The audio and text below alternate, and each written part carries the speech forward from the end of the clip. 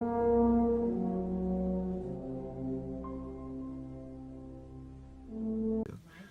this is the Jurassic expert back after, what, a week since recording? Back with now a lovely, nice, blue, oceanic background instead of the usual green.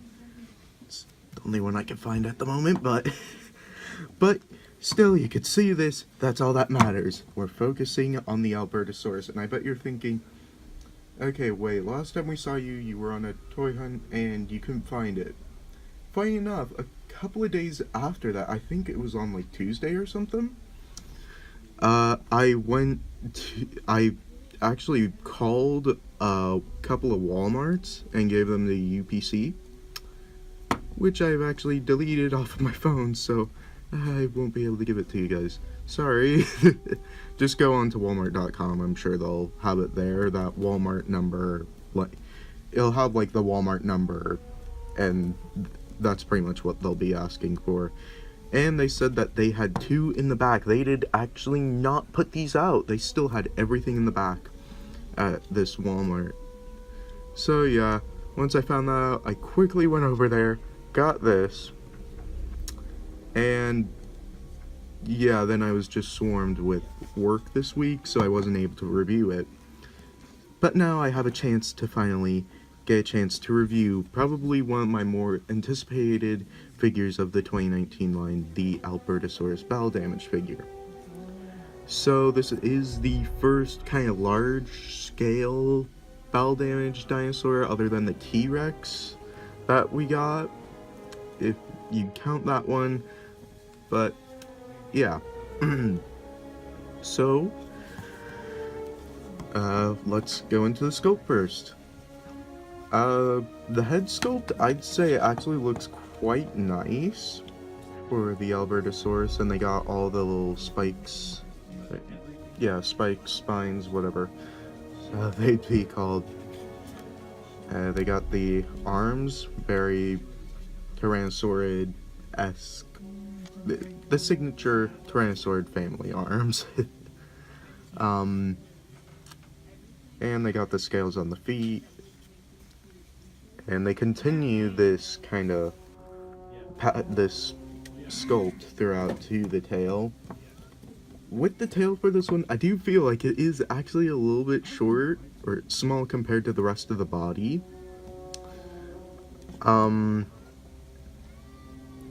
So yeah, and they also got the scales there, and they even sculpted in the nostrils. And another thing, while we're going over sculpt, the mouth joint is actually still really tight on this. I don't know how well you could see that, but let's see if it helps to zoom in. It kind of does. You can see they actually sculpted in the tongue for the mouth. They actually sculpted it in, and they painted everything, which I guess leads us into paint now. Paint, I have my pros and cons about. Pros, I do kind of like this coloration that they have with it, this kind of dark green, and then this kind of, what is this color? Kind of this cream color underneath. But I do kind of wish that they did continue throughout kind of the whole body and not just stopped at the neck. And same thing goes for this. I do like this color of red, but they started it, and then it feels like they just ran out of budget for the figure, and then they just stopped there. Which I guess is better than just having it there and then the rest of the screen, I guess. Let me actually zoom this out. There we go. And yeah. But I do like the fact that they did paint this. The scratches.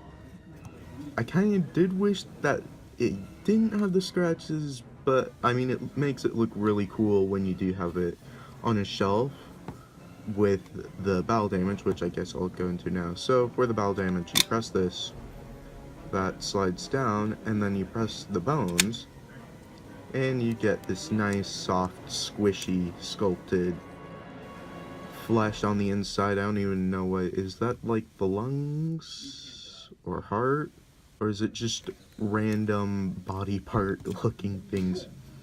The bones, I do kind of like.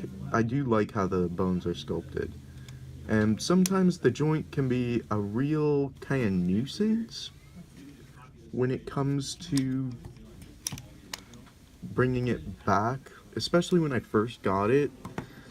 So yeah. And now going into the articulation. So the hips can move out that much, in that much, and the legs, this leg can do a full 360.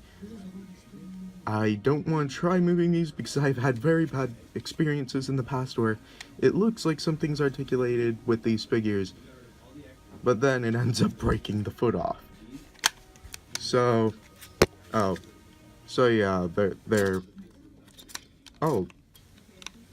yeah, there we go. Fixed it. Sometimes it can be annoying. So, this leg actually cannot go a full 360. And I'm going to be saying off the bowel damage thing throughout the video. So, sorry for, okay. Well, just sorry for you having to put up with that noise every single time. And me struggling to put it back. So, leg goes out that much and in that much. Head is on a ball joint, so you're getting this really nice motion, which I really like. The tail, you don't get as much motion as you do in the head, but you still get a decent, I'd say you get a decent amount. With the arms, though, this is the part that kind of disappoints me. They are only kind of on a hinge where it allows them to do that. I kind of wish that they did have an outward motion like all the other T-Rexes that they have. I mean, except for the super colossal T-Rex. But yeah, I kind of wish that they did do that where the arms were kind of able to go out. So yeah, but the fact that they still included articulation in the arms is still very good, in my opinion. So the mouth can open up that much, and it closes. So yeah, and they also, going back to paint, they did paint the eye quite nicely. And yeah, and they did paint the claws on the feet. Forgot to mention that. Can't forget that. So before I forget, here is the code for the Albertosaurus for the Jurassic Facts app. And, this is actually quite a surprise. For once, I get to show off the complete packaging. So, yeah, this actually I noticed is different from, I think is actually different from the other packages we've got, because it doesn't come with the T-Rex and the Triceratops and then Owen in the corner. It comes with the T-Rex. And then of course we got the signature bowel damage stuff, the rest of the Dino Rivals packaging, and then we got the back showing all that along with the other bowel damage things. I do kind of wish they came up with different dinosaurs, since these ones are already so common to find nowadays, or I mean they used to, at least in my area. So, but what you're really wanting from the packaging is the code. There you go. So just pause the video, screenshot it on your phone, ask a Walmart employee if they have this in the back. And back to, is it going to be a nuisance now? So I could prove my point earlier. Lately it's been okay, until this review. So now time for comparisons. Okay, so here it is. Let me fix his legs. Here it is next to the mercenary for your human size comparison. I'd say this was about right for the Albertosaurus.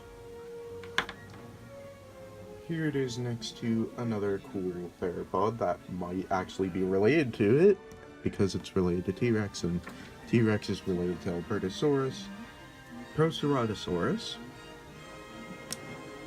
and next to another theropod.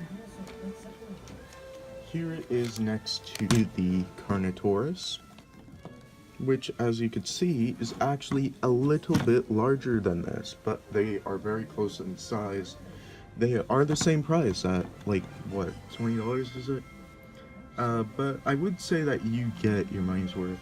I was going to compare this to the Sinoceratops, aka, as most dinosaur enthusiasts know of it, as the Pachyrhinosaurus. I was going to bring that, but I realized I've forgotten it when I started recording. So yeah, and I was going to share the fun fact that they would actually confront each other. But yeah, so there it is. There is the bow damage of our source review. So yeah, I will kind of be, well, it's kind of going to be unpredictable when I will and when I won't put up videos. But I will eventually put up a video. And yeah, so my birthday is coming up soon, and so hopefully I'll have a nice Jurassic World haul to show you guys. And as always, dinosaurs might be older than, and as always, make sure to like, comment, and subscribe, and hit the notification bell to get notified whenever I put up new videos like this one. And as always, dinosaurs might be older than you, but you are never too old for dinosaurs. Bye bye.